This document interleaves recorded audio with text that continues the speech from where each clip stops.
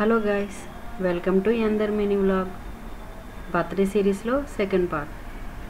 Birthday అనగానే అందరికీ గుర్తొచ్చేవి decoration, cakes, return gifts and dresses. మా పాప కోసం మేము 3 డ్రెస్సెస్ అయితే తీసుకున్నాం. ఫస్ట్ది వచ్చేసి గౌన్, వైట్ అండ్ ఎల్లో కాంబినేషన్లో తీసుకున్నాం విత్ నెట్టెడ్ ఫ్యాబ్రిక్. సెకండ్ది వచ్చేసి స్కర్ట్ విత్ బ్లౌజ్.